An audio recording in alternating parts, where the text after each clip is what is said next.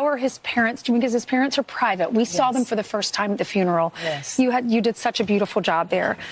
How are all of y'all doing? You talk a little bit about the kids, but how's your mom doing? I mean, I know she's devastated for you. My mom is, Charlie and my mom, well, Charlie's family's there. Everyone's hanging in there. We're doing the best to be expected. My mom and Charlie, they were best friends. I would always say that Charlie was her favorite child.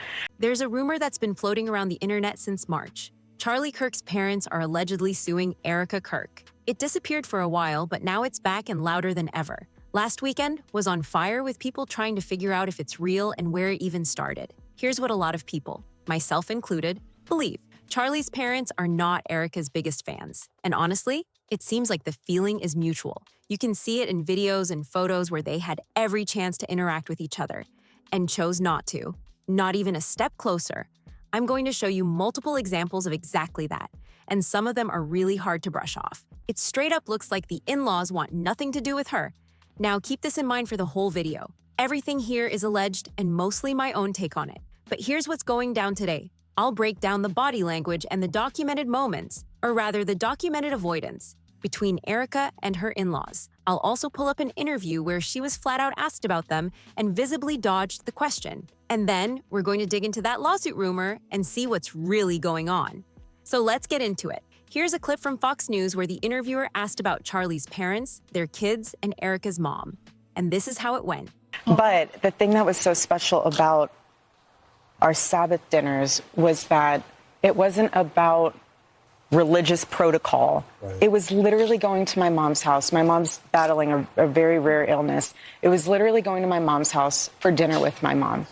It was, again, bridging that generational gap where my kids don't have phones, they're not looking at iPads, they're not looking at screens. We're sitting together and we're talking and we're loving on each other. How was your week? What were your wins? What are you grateful for? We went around the table and talked about that. And that was what was so special about our Friday nights. And Charlie was like, we have our Friday nights. But Erika said his family's hanging in there. But my mom, Charlie and my mom were best friends. They were just so close. His parents, yeah, they are sad, but my mom, it's another level. We were together every Friday night. Every Friday night, they took the kids and they went to dinner with Erika's mom. I was literally waiting for her to say her mom misses him the most. And she basically did. Now here's where it gets interesting. The way that interviewer asked the question was strange. It's like she started asking about his parents, then suddenly remembered she wasn't supposed to go there. So she quickly pivoted to the kids and Erika's mom to water it down. And notice this, Erika has done somewhere between 50 and 70 speeches and interviews since Charlie passed. Not once did she mention his parents or his sister.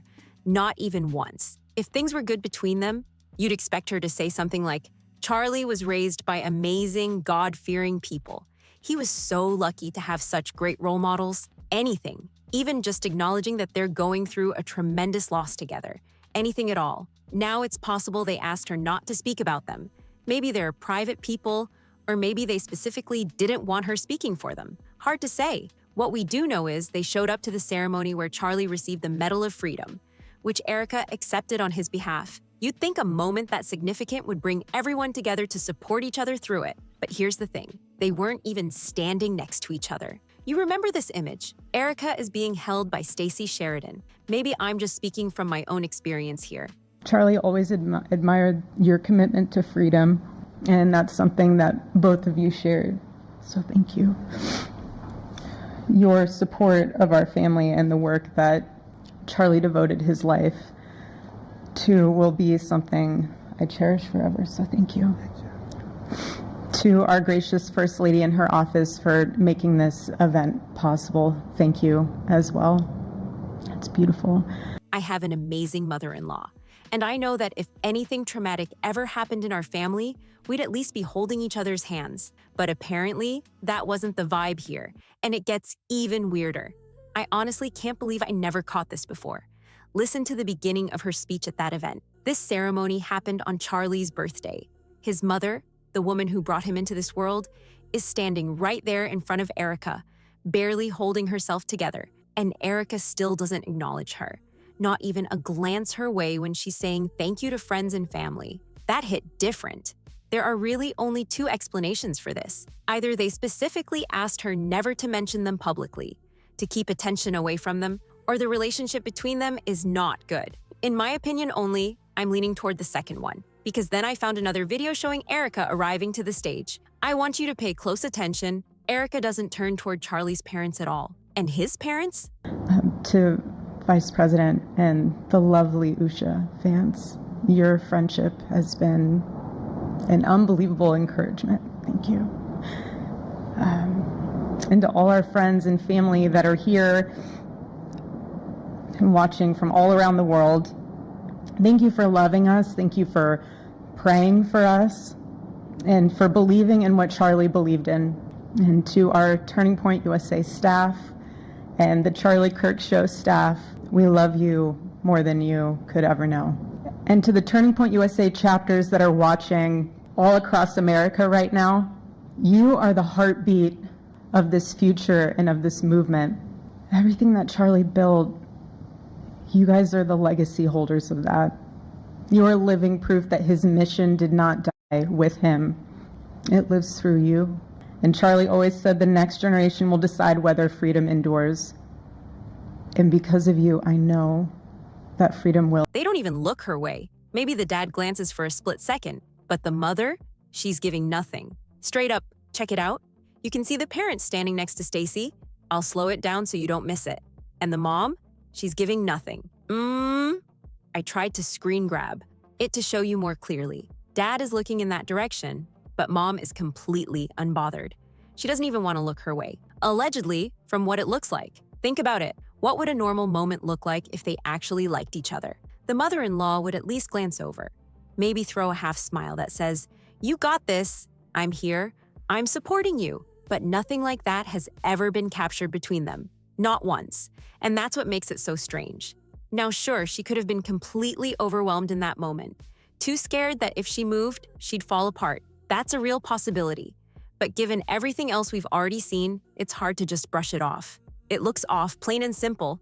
But okay, let's go back to September 11th when Charlie's casket was being transported back to Phoenix. One of the most emotional, gut-wrenching moments imaginable.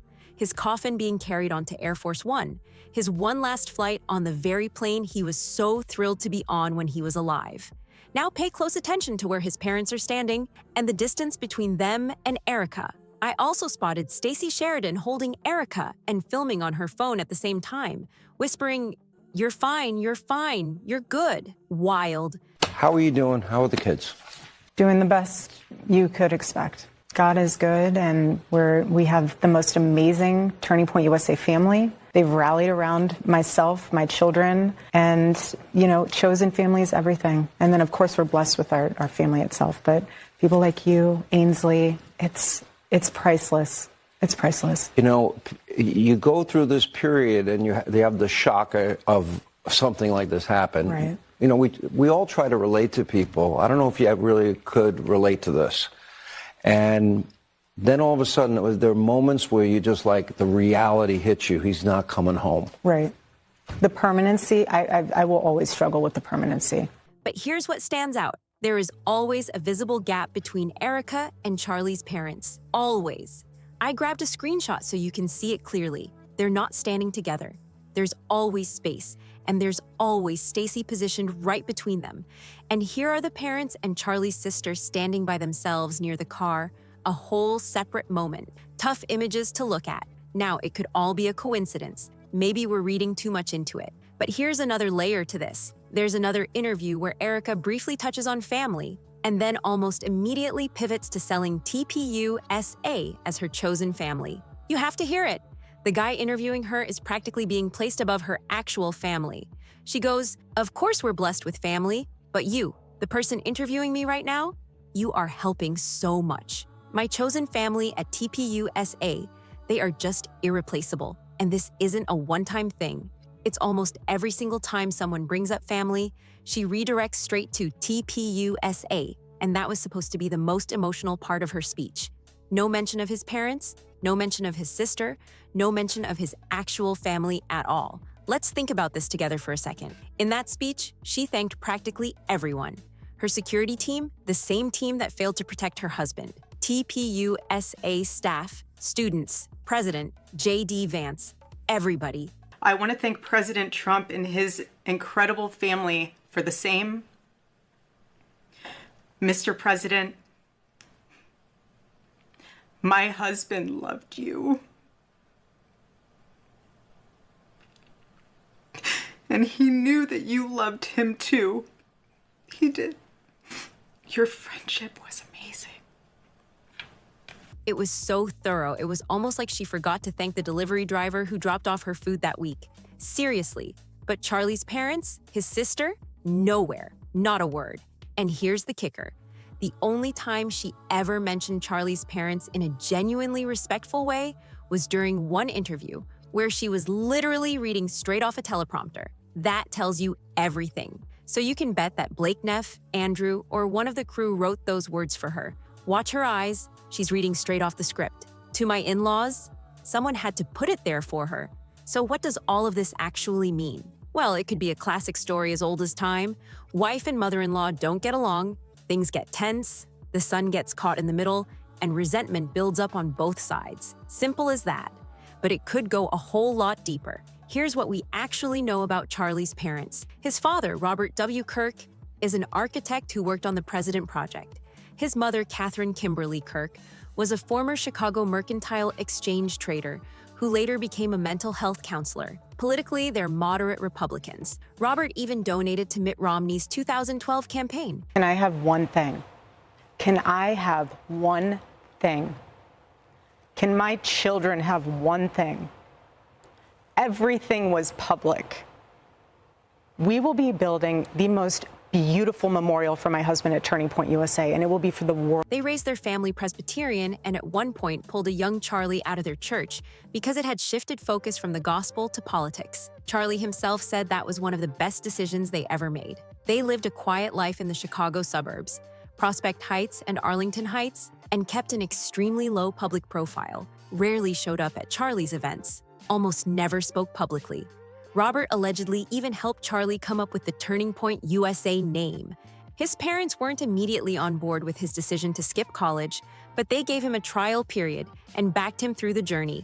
Smart, grounded people who stayed out of the spotlight, which makes complete sense given how intense today's political climate is. After Charlie passed, his sister Mary took to Instagram and shared something deeply personal. The post described how he teased me, encouraged me, and carried a fire I admired even when I disagreed. Her words painted a picture of a real bond, the kind only family truly knows. But here's the question that keeps coming up. The chosen family or the actual family? Which one really mattered most? Because we all know Charlie was big on family values.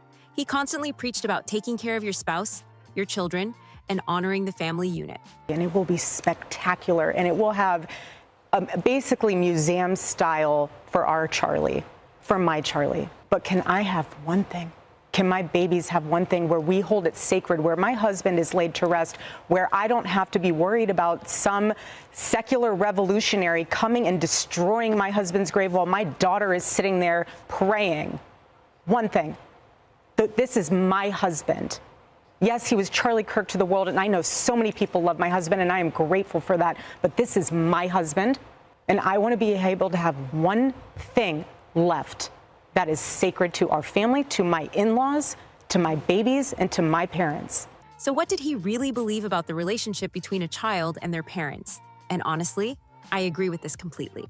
My husband always says it used to be so different. Households had grandparents, parents, children, and grandchildren, all living under one roof, or at least in the same village, raised by multiple generations of grown-ups, each one passing down something real and valuable. That's why those families were so rich in tradition and wisdom.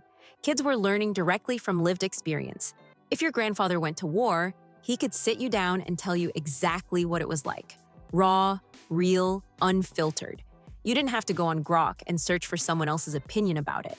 Hearing it straight from the source hits completely different. But anyway, back to the point. Charlie's position on family was crystal clear. And if he practiced what he preached, that means he stayed close to his parents even through disagreements, just like his sister suggested. So why is it that after he's gone, his wife seems so visibly distant from his family? Clear about this. Christianity has a heavy emphasis on honoring your parents.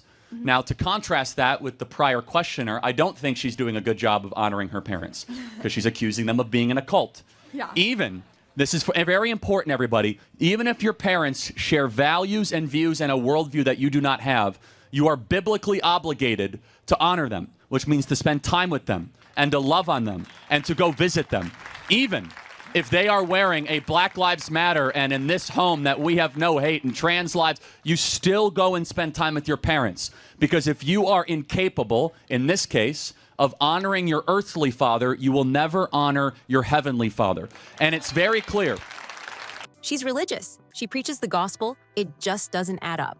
And again, these are assumptions based only on the clips we've looked at together. I genuinely hope the reality is different and it just looks strange from the outside. But based on everything we've seen, it's hard to shake that feeling. Now, back in March, a rumor absolutely flooded X, and it resurfaced again just this past weekend. I tracked down the original source from back then, an account called Sword Truth. Here's exactly what it said. Erika Kirk hit with legal notice over wrongful trademark grab on Charlie Kirk's name. Erika Kirk is now facing serious legal pushback over her attempt to personally trademark Charlie Kirk's name and likeness. On October 4th, 2025, she filed 2 federal trademark applications, claiming the name Charlie Kirk across education, entertainment, clothing, media, and fundraising, all in her own name. And here's where it gets really intense. This isn't being framed as preserving a legacy. According to the source, it's being described as a direct attempt to personally own and monetize her late husband's name for her own benefit.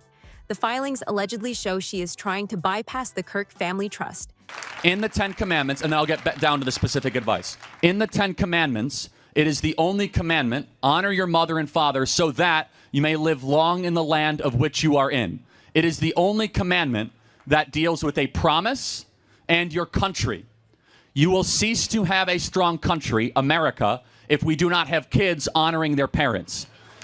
Everyone out there, every day, you should call your parents on a weekly basis. I know college exists a lot of the times to separate children from the parents.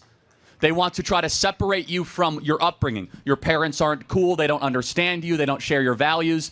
The closer that you stay with your parents, even though you have disagreements, the better you will be and your nation will be. Now, securing the financial fruits of Charlie's life's work for herself rather than for his children. Charlie's parents, Robert and Catherine Kirk, are reportedly fighting back hard in Maricopa County Court, standing as the last line of defense against what's being described as a personal appropriation of these assets. The trademarks have been suspended by the USPTO and remain under active dispute. The account put it bluntly.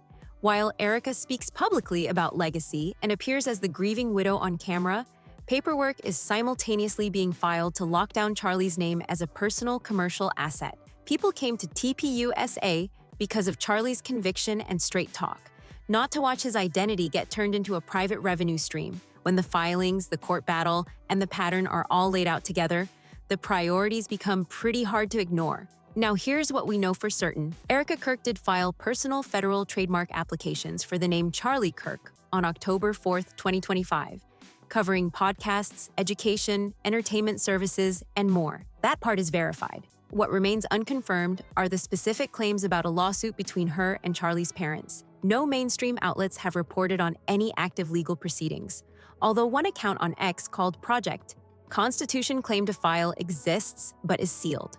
For now, it stays in the rumor category, and I will absolutely keep you posted if anything changes. I want to encourage everyone looking into this story to verify their findings before putting them out, or at minimum, be upfront that the work is still in progress. Rumors and wild theories only hurt the credibility of the creators who've been doing serious, careful research for months. And one more thing, please don't go digging into Charlie's parents. They have made it clear they want their privacy.